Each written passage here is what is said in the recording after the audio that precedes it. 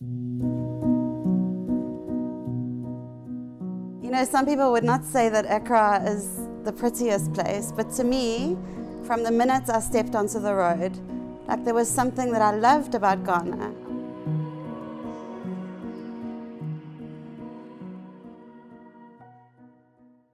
Hi, I'm Lauren. I'm South African and I'm a blogger in Ghana. We moved to Ghana 4 years ago for my husband's job.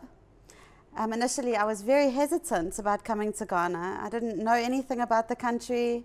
I'm a little bit ashamed to say that in South Africa, where I'm from, we don't really know a lot about the north of the continent. But when I look back at the last 4 years, I just think, wow, what a beautiful place to live and what an incredible adventure it's been.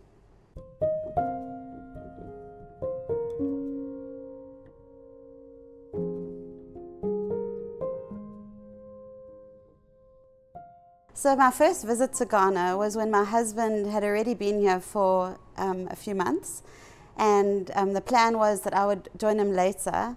So I was staying in South Africa with my children for 8 months while he was here working, and then I would visit him 1 month and he would come to me 1 month. And yeah, my first impression of Ghana, we were staying in airports, and I remember I arrived and he was working for the week, so I was on my own in this apartment.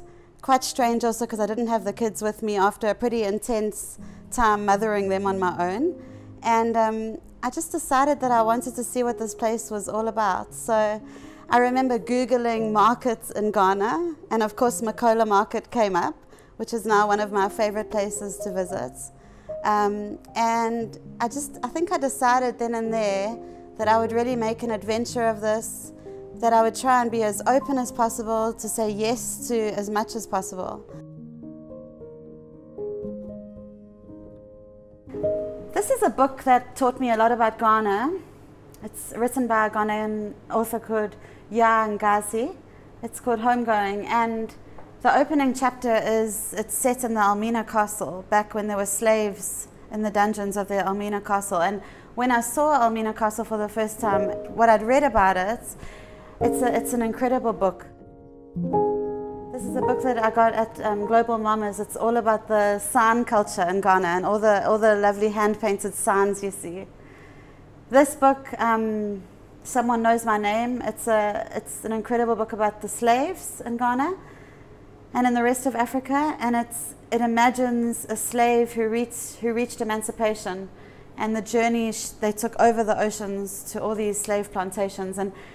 And I remember one of these books I learned about the process of indigo dyeing. So this is an indigo cloth that I bought here. It's an African indigo cloth. It's dyed by a plant, so it's a natural process that dates back centuries, and it's dyed with indigo, which is from a plant.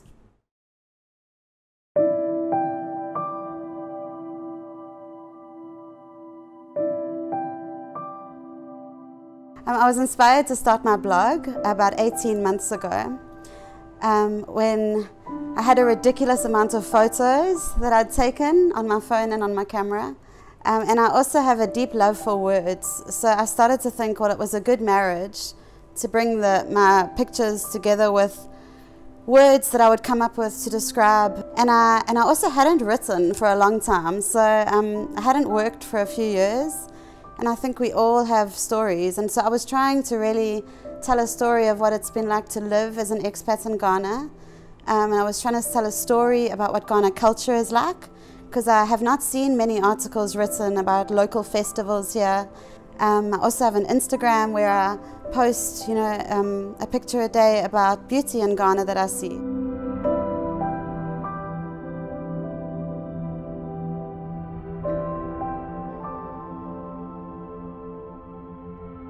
So when I was trying to think of a name for my blog, I was brainstorming and I eventually came up with My Marvelous Mundane.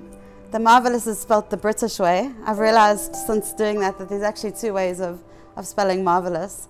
It really alludes to seeing beauty in the ordinary and the extraordinary in the ordinary, and just how so much of life, my eyes have been really opened here. I feel like it's humbled me because I feel small here. I feel small because I realize how much I don't know.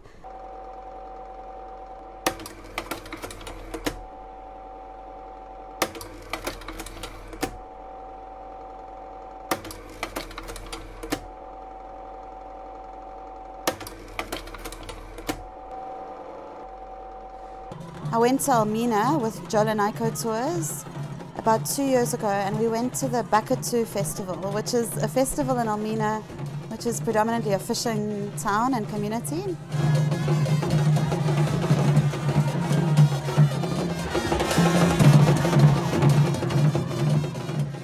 All the chiefs were being held by palanquins, so they were being held on the heads or on the shoulders of men.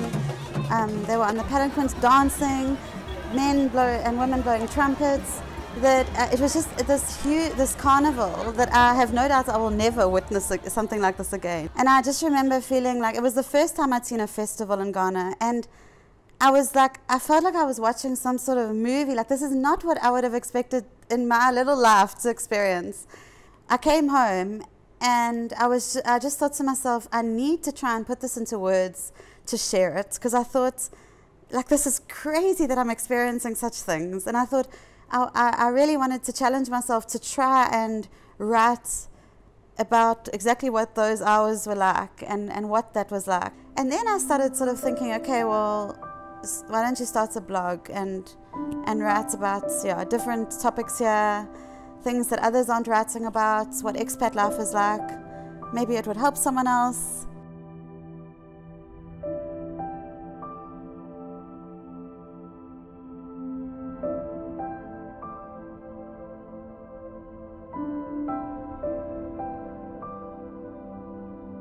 About 6 years ago, I was diagnosed with breast cancer, which was a really awful thing to hit me at age 32. So I felt way too young for having to deal with something like that, and it was really awful.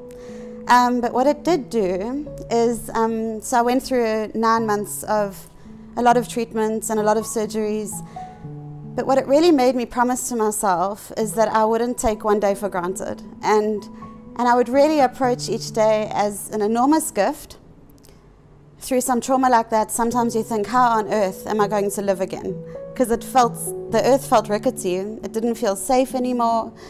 My body didn't feel safe anymore. And somehow maybe my hesitancy to come to Ghana was also because I was just starting to find my feet again in South Africa.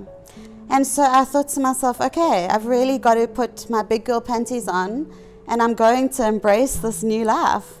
And that has been also a tremendous gift. So my blog name, My Marvelous Mundane, it's really because of how I approach life. I'm always grateful for a normal day. So if it's just a normal day, I'm not in hospital, I'm not having a health scare of some sort, I'm feeling healthy, to me that is just a miracle, you know. And I think that's also how living here, I've embraced life here, because I never take a day for granted. And I always think, wow, I have 12 hours to make this the best it can be.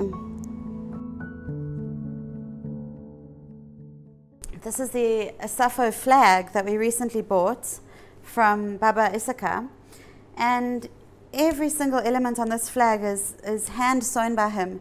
And what amazed me even further is that it's actually hand sewn double, because the front is a mirror image of the back.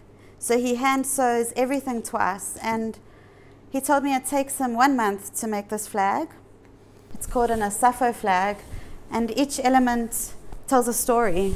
The sentiment behind the British flag is that at the times when these flags were being used a lot was when it was still colonial times, and actually the Ghanaian people put it on there believing that somehow the power that the British people had, which obviously couldn't be undone easily, would transfer to them. So that's actually why the British flag is there, that they would somehow get some of that power by displaying it on a flag.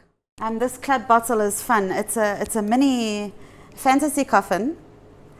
And this is also a Ghana culture where you get these men who carve these enormous fantasy coffins. So whatever you like in life, if you're a fisherman, maybe you get buried in a coffin of a great big fish. Or if you like beer, you get buried in the beer bottle. And this is funny, I actually had forgotten that I have a picture of my husband in there because I gave it to him for his birthday.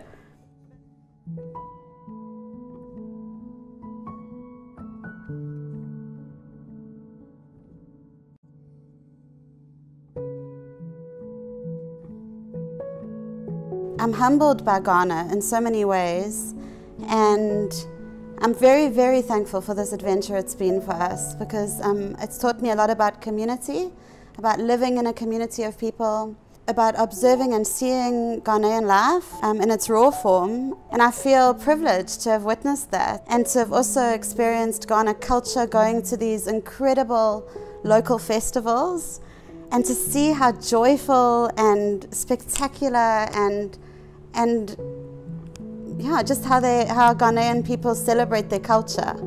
So I feel like when we leave, I have a very joyful, happy heart about it. I couldn't have hoped for more, you know, and somehow that makes me feel content and ever grateful for life here.